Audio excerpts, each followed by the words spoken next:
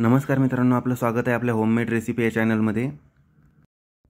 आज आपण बनवणार आहोत गावाकडच्या पद्धतीने कटाची आमटी किंवा हिला येळवणीची आमटी असेही म्हणतात। पुरणपोळ्या करतो आपण त्यावेळेस ही आमटी बनवली जाते। पुरण बनवण्यासाठी आपण 3 वाटी डाळ स्वच्छ धुवून घेतली होती। तर ती डाळ आपण कुकरमध्ये टाकून घेतली आहे गरम पाण्यामध्ये। आपण याला आता 5 शिट्ट्या करून घेणार आहोत, म्हणजे डाळ चांगली शिजेल आपली।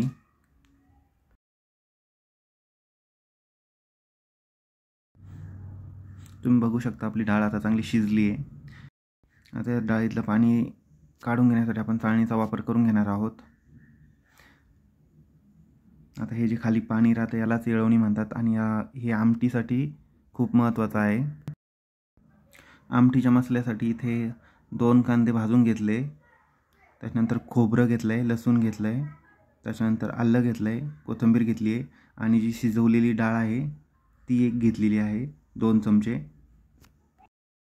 आपण हा सर्व मसाला आता परतून घेणार आहोत कढईमध्ये।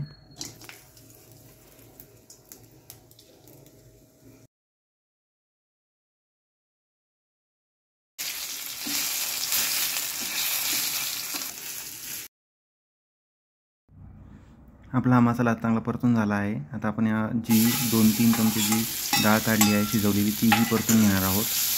तिलाही मिक्सरमध्ये नंतर बारीक करून घ्यायचं आहे।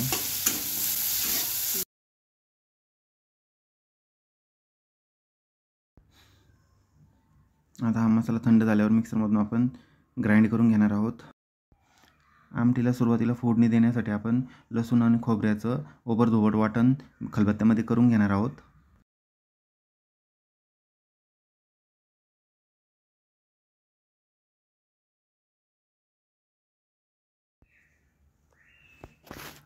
ते लसूण आणि खोबऱ्याचं वाटण आपलं तयार झालंय। आपण आता पातेल्यामध्ये 3 चमचे तेल गरम करून त्यामध्ये हे खोबरं आणि लसणाचं जे वाटण करून घेतलं आपण ते टाकून घेणार आहोत।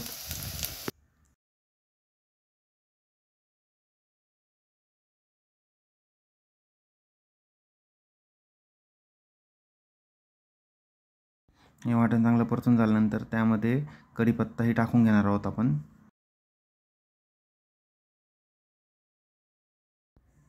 त्यानंतर त्यामध्ये कांदा लसूण मसाला 3 चमचे टाकून घेणार आहोत आपण आता।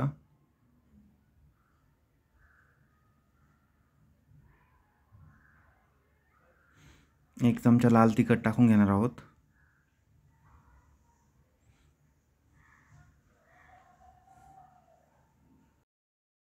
त्यानंतर आपण या सुरुवातीला जे वाटण तयार करून घेतलं होतं मसाल्याचं ते टाकून घेणार आहोत आपण आता। या मसाल्याला चांगलं परतून घ्यायचं जोपर्यंत बाजूला ऑइल रिलीज होत नाही तोपर्यंत। त्यानंतर मिक्सरच्या भांड्यामध्ये आपण जी डाळ परतून घेतली होती तिचंही बारीक वाटण तयार करून घेतलं आहे आणि ते आपण आता या मसाल्यामध्ये टाकलेलं आहे। यामध्ये आपण जे सुरुवातीला येळवणीचं पाणी काढलं होतं ते टाकून घेणार आहोत।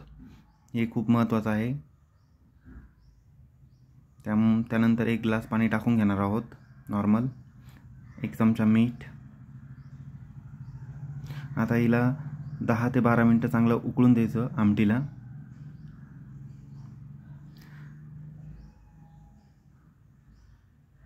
ही आमटी चांगली उकळली आहे आता तुम्ही बघू शकता, हिला चांगला कटही आला आहे।